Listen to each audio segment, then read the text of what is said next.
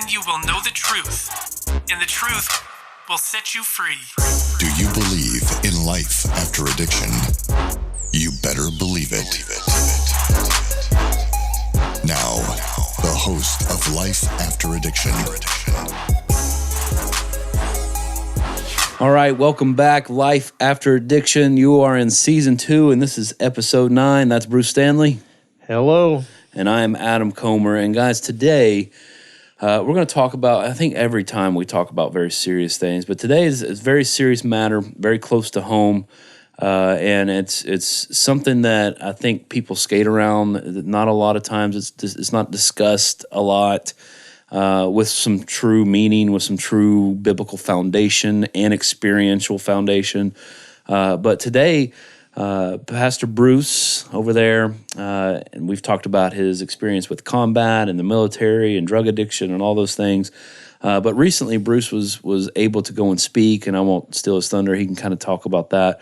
But today we want to talk about PTSD and traumatic things that have happened and what that looks like, and just kind of talk about it from a biblical worldview and the things that Bruce himself has experienced.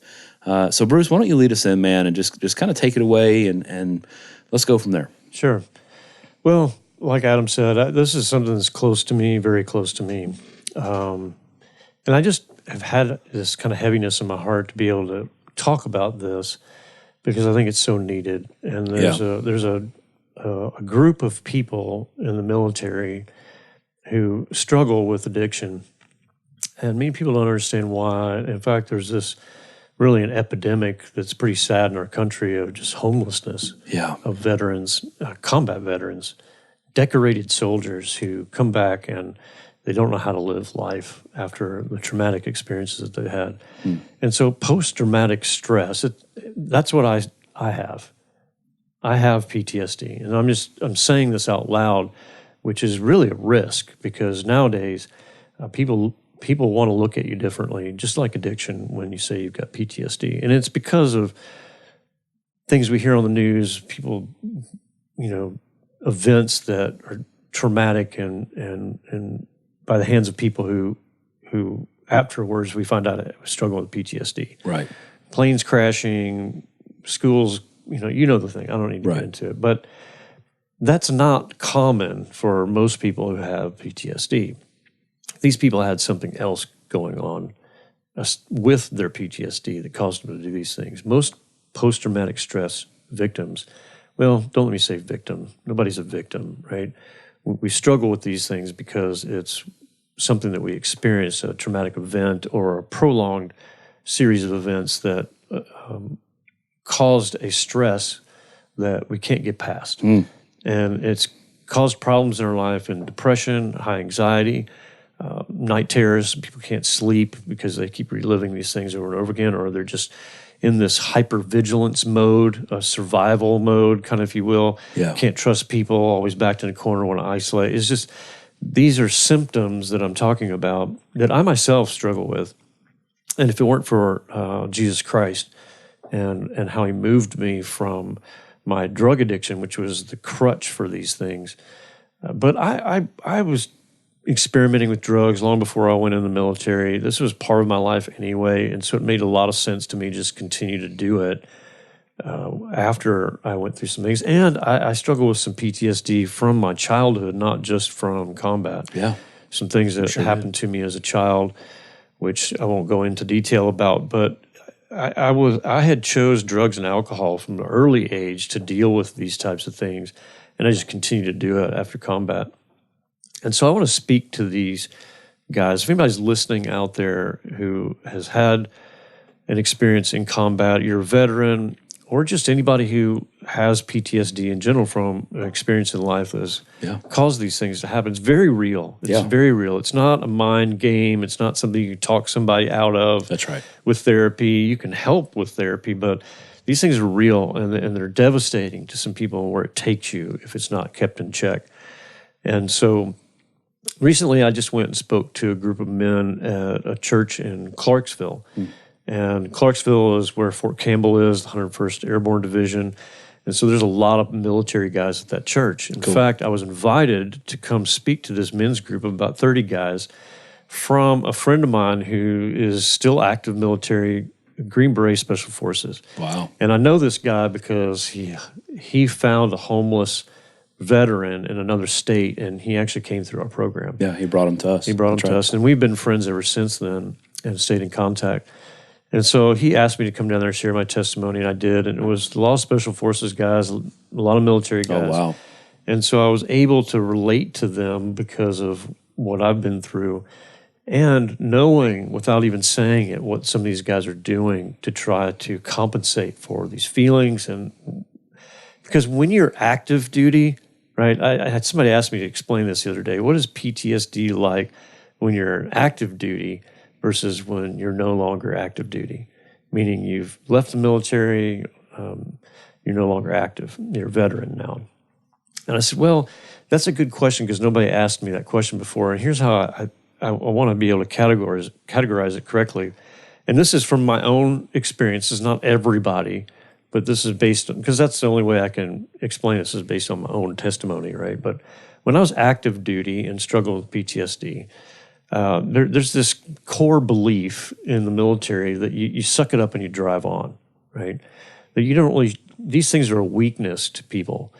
And so nobody wants to talk about it, and the fact that everybody else is going through the same thing, most likely, if you've been in a combat situation with your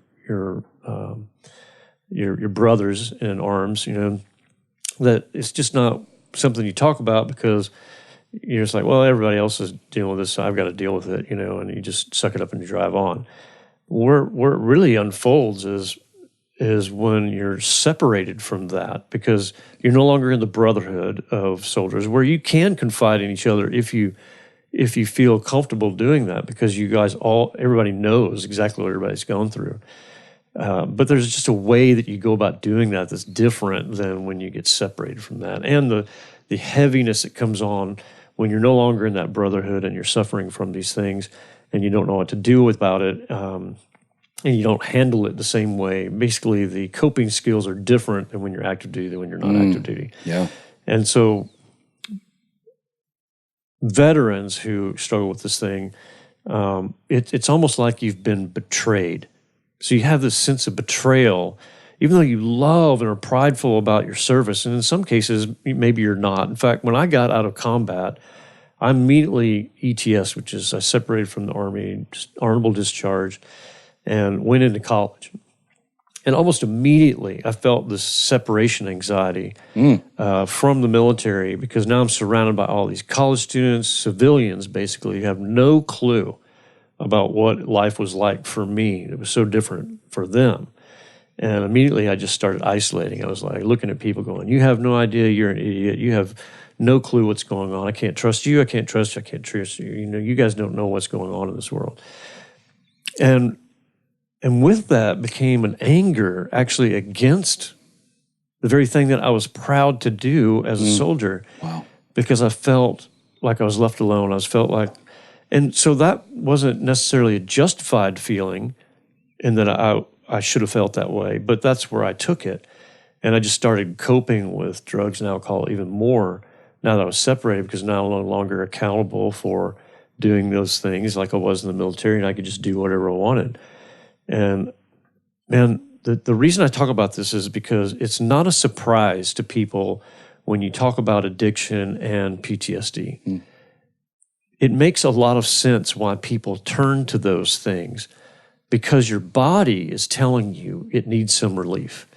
Your physical body, your mind, your body, your spirit is saying, I can't handle this, what's going on. I'm not coping well with how I'm doing it. And so I turn to these things for not just instant gratification, but some temporary relief. Even if it's temporary, we talk ourselves into saying, I need this.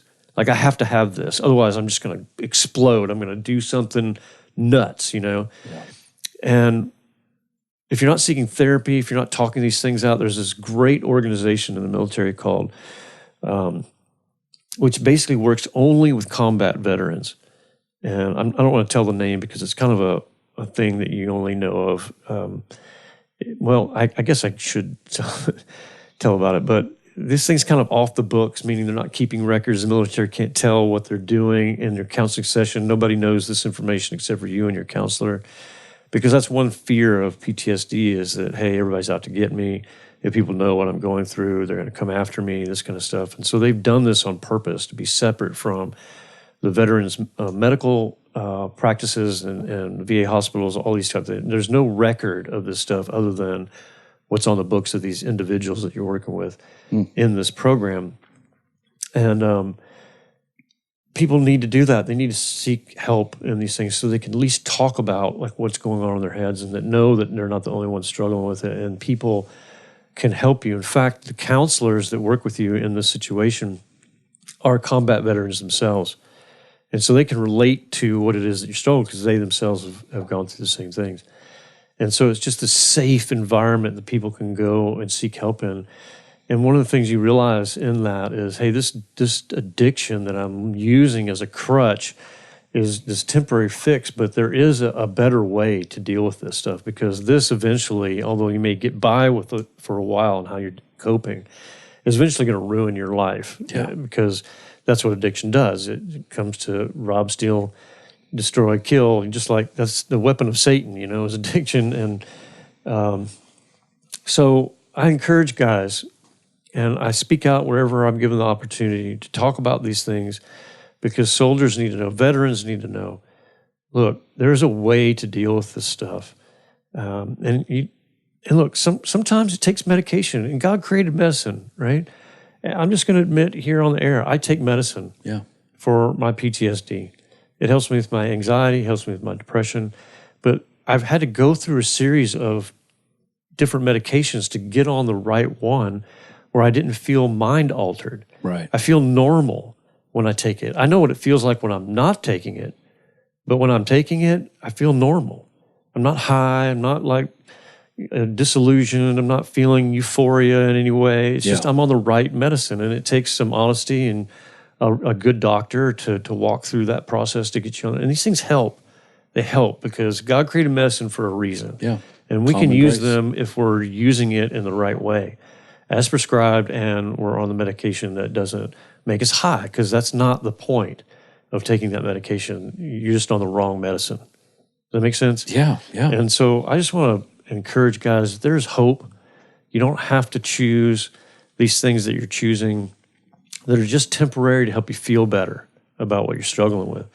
Because if you're honest with yourself, it's not helping anything other than it's creating more isolation, it's creating more separation, it's creating more anxiety and depression, because we know that when we use drugs and alcohol, it's just a numbing effect. It doesn't rid ourselves of the problem. It just prolongs it to when we come down again, and then that's where addiction sets in. It's like, I've got to do this again to stay in this coping mechanism. And it's ruining your life. It's going to ruin your life. You can't sustain this stuff. And I'm here to tell you as a combat veteran that Jesus Christ has saved me from that way of coping with my PTSD and the things that I struggle with in life, even as a child, and things I experienced in combat, that you can be freed. Just like we tell anybody who comes off the street who's suffering with addiction, you can be freed from the way you're coping with your post-traumatic stress in a way that is free indeed. Wow. That Christ has the power to move you to a different place, to whether you know Christ or you don't know Christ, to create a new creature in you that you can survive. You can survive. And not only can you just survive, you can live a life of so much joy and hope. Yeah. That you right now may not be able to realize that, but I'm here to tell you in my testimony that it is possible. And man, all I do now is try to tell other people about it, because that's what God's given me, is this testimony that includes that. I can't deny it. Yeah. And We just talked about testimonies last and episode. how I might be able to help somebody else. If you're listening today and you've got a combat story, or you're just struggling with PTSD in general, there is help. Not only from the people that you may feel betrayed by, you just have to ask for it. You have to go out there and you have to tell somebody. And there's a crisis line that you can call Yeah. for the military. And gosh, I wish I had it on me so I And could say another it. thing about the help, I think something crucial to your story is not to give up, because Bruce, I just heard you say, man, it was a process to get the medication right. And I don't know how, you didn't say how long, but it wasn't, you went through it, you didn't give up. You saw that Christ gave you hope, and so now they've got it right. And that could have been a year, 2 years, I don't know how long it was. But so someone entering in the process, don't lose hope if you feel droggy or it doesn't help at all, or you're altered and you don't want to be altered.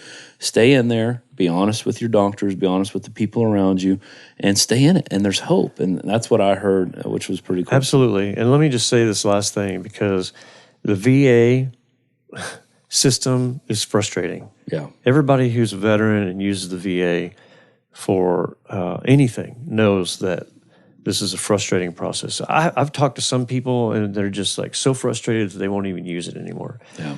And my experience has not been as frustrating as some other people. So it's not always the story for everyone. So you can't blanket that. Yeah. And depending on what town you're in or what city you're in, the VAs are all different. But here's what I say is keep trying.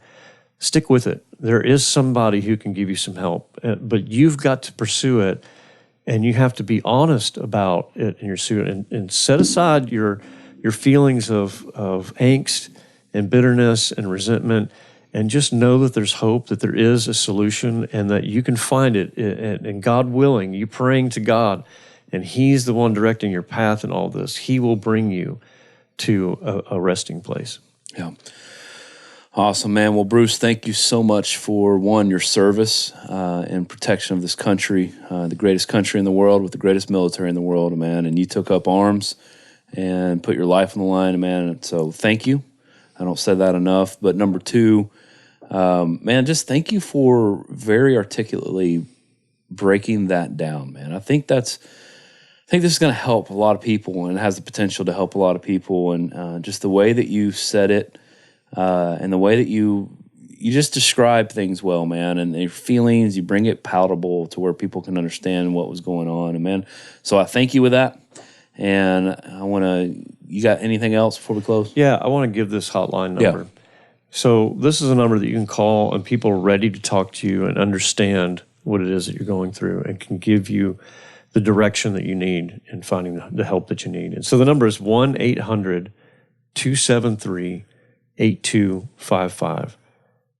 1-800-273-8255. Call that line if you need help. Press 1 to talk to someone, and I encourage you to do that today. And again, that's for veterans. That is for veterans, yeah. All right. Bruce, thank you so much, man. What an honor to be able to hear this today, and you share your heart and your experience and what God's done in your life. Thank you so much. That's Life After Addiction. Amen. Amen. Life After Addiction is a production of S2L Recovery. If you have any questions you'd like answered on the podcast, email them to info@springtolife.net. That's info@spring2life.net. And for more information on addiction recovery, visit s2lrecovery.org.